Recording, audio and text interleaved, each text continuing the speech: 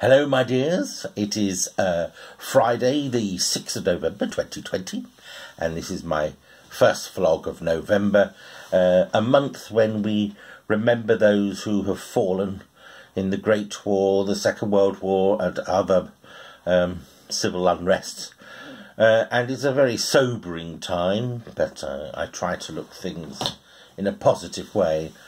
My grandfather, William Herbert Province, was born in 1909. So when the First World War started, he was about 5, and when it came to an end, he was coming up for 10. So he clearly remembers what was going along during the First World War. And my grandmother, Mona Mary Province, was born in 1917.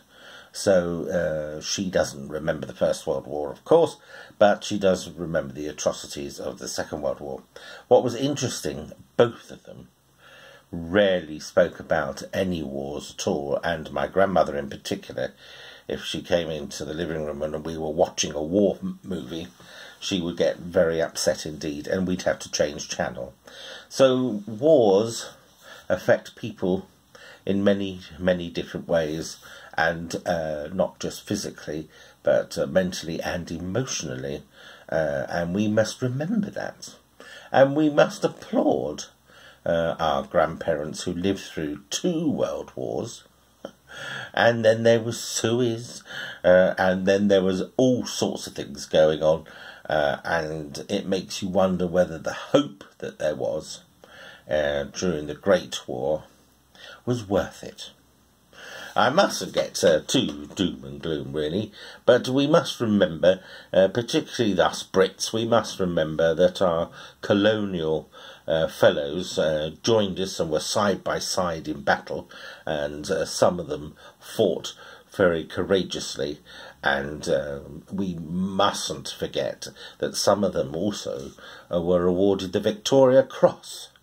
So the way that some of the Windrush people were treated after the Second World War is really quite despicable. Absolutely despicable.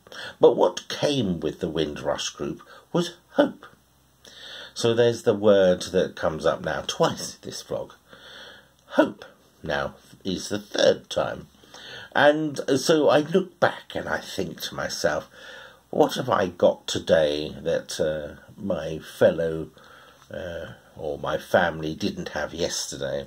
Well, I have a mobile phone, I have television with 101,000 stations, I've got all sorts of contraptions in the kitchen that help me get by, and above all, I have a roof over my head with running water, and I get to vote when there is a general election here in the UK. And I think, and it really is stemmed from the fact that so many people have died in the past for the right to put a cross on a piece of paper, that it is our duty to vote. And there are those I meet quite often who says, well, there's nobody I want to vote for. Well, I think that is silly. Because there must be something of one party or another that you agree with more than others. And so to waste a vote, I think, is very shameful. But that's my opinion, and pick it up or not. And then we move forward now. At this time, it is, about 10 o'clock in the morning on Friday the 6th of November here in the UK. We still don't know whether it's Trump or Biden. I personally feel that some of the comments that Trump has made over the last few days is inciting riots and civil unrest, which is appalling. Okay, he feels that he's going to be cheated out of his next term. I don't know. What I find very interesting is that every time there's a huge turnout of voters, the results are always very close. We had that ourselves in recent years, and that's why we ended up with a coalition, which personally I thought for us in the UK worked extremely well.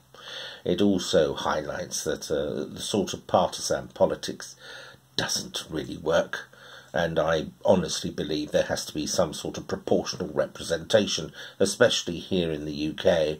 I don't really understand the electoral college system in America, so please forgive me. I understand what it is, but it confuses me as it's only two horses in the race. Why it's not that with the most votes who is the winner. But let's not get into politics on this time when we should remember those who made sacrifices so things could be better for us. In many ways, I think Trump's attitude is based on whatever relationship he had with his father, which is the same as Boris over here.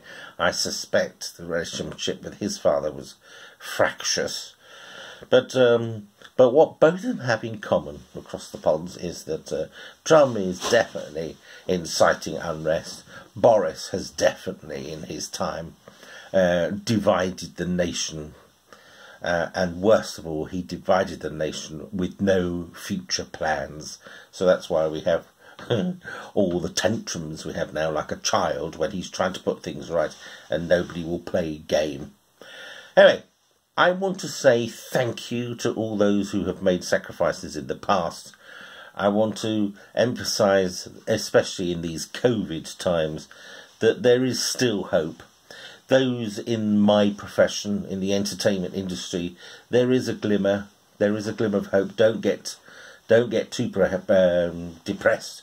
There is light, even if it's just a faint twinkle at the end of the tunnel. Work is coming along, but may not be as fast as we would like. In the meantime, I just trust that the politicians of all nations, when in a huge crisis, just do the right thing rather than the political thing. After all, what's going on today politically, is that really what our forebears died for?